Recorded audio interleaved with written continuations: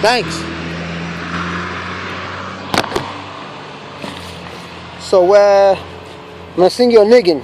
Sie ist ein Dorf von Kulechai, ihr seid nicht kein Naronim, und von Sindig in Mashiach Gicher kommen wird. Oyachtet hat allein Himmelsbetten, Bnei Rachmanim, sei Mashiach soll nicht kommen ein bisschen zu spät.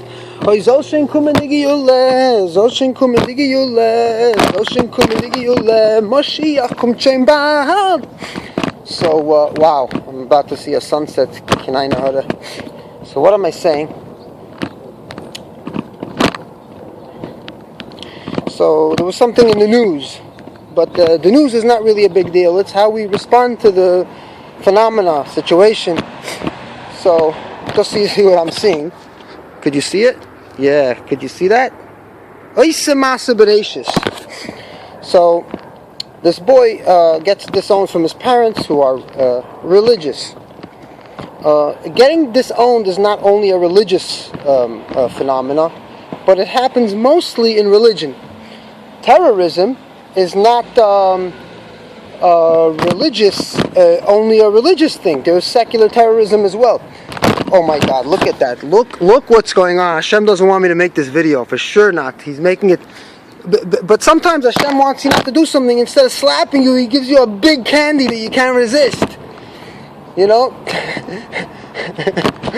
So, also honor killings. Honor killings, the story with Yehuda and Tamar, honor killings still exists in the Arab world. Even in Israel, they had a story in Hebron. And the media, the agenda I guess right now is against Israel, so they don't really show such stories. But CNN did cover it, where a family took their own daughter and stoned her, and some say tortured her also. Not enough that they killed her, because she brought shame to the family. Now, the question is, did she really bring shame, and what is the shame? What do they consider shame? So, the story now is that a boy complained that he went to Rabbi Manis Friedman, and he didn't like the advice. I like Rabbi Manis Friedman, but I could tell you how to respond to such an advice. I like him, and I have the right to like him, and to if I bump into him, I want to say hello and have fun. I have that right, but I also have an achrayus to someone who gets bad advice and how to respond. So, it's, for example, if your father is growing old in age and is reaching 70. And you bring friends over, guests for Shabbos, and your friends, or someone from out of town, someone that's not frum. And your father asks them, what's your name? Moshe what? Are you employed? Do you have a job? You're not married? Why not? So you're embarrassed, you're ashamed, but you're not mechuyev to say that your father is crazy. You're not mechuyev to be disrespectful. Your friends usually will be educated to understand the way the mental system of people work. That growing old in age, some faculties are not so functioning, and what to say, what not to say. There's no shame at all, by the way. No shame at all.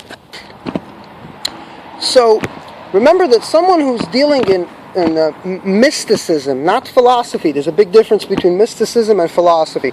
Philosophy has to accept new evidence. Mysticism doesn't. So if a rabbi is dealing with mysticism and a long stint with homeopathy, and probably still does it, if someone pays you to do it and you don't have another profession, then you'll do it.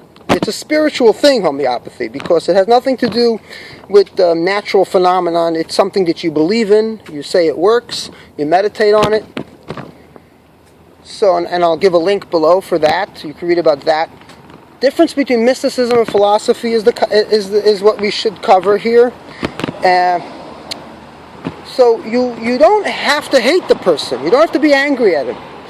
You have to understand where he's coming from, and all across the board, I'm sure that if he had a chinuch somewhere else, he would have never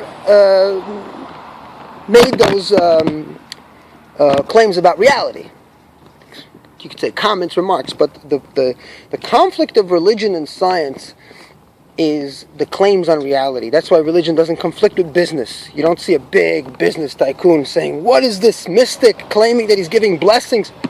Because the businessman is about buying and selling. So he usually, if he doesn't know science and doesn't have critical thinking, then he would buy in.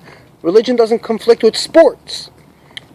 If anything, it works with sports. People pray before the game. They thank Jesus after that they won. Even both sides pray to the same God to win. Religion doesn't conflict with war. It's both sides pray, both sides are shooting, and they're both saying Allahu Akbar, but nobody knows which side that Allah is favoring, right? So, claims on reality. So usually, if a person had a different type of chinuch, the claims on reality would be different. So what I wanted to say is, this a nice story. One is, we had a Fabrengen in Minnesota with Rabbi Manis Friedman, and I felt very lucky. I think we had one or two from the whole year. I came there a little late. I came in Tavis, but it was 1997, so we had a Fabrengen, and I felt very, very privileged that we had Manis Friedman. So much that I told my sister, I wrote my sister a letter. I said, we had Rabbi Manis Friedman Fabrengen with us. And he even spoke to us about homosexuality. It was like, wow, I felt like such an adult. Like things that we couldn't speak about in yeshiva, he spoke about. And he said, in very short, he said that when a gay person claims that he is gay, naturally, so really your etzem haneshama is not gay. Only, and this is a Hasidic explanation, a spiritual explanation, not Hasidic. It's a spiritual explanation about claims about homosexuality, which is, there's basically nothing you could do. It's like telling you that there's a ghost on top of your head. It's nonsense, because no one knows what the neshama is. So your etzem neshama is straight, but but you think mentally that and it could be it was nature, nurture, or something happened in your life, and you can get over it and you can reverse. That's a claim on something the doctors can only say, not a mystic, right? So the shaila is, what do you do with such information? You could chazer it over in a maimer, and people could shake to it. So years later, I'm in Italy, Florence, Italy, and a couple, I thought they were a couple or not. The man was gay and the woman was gorgeous.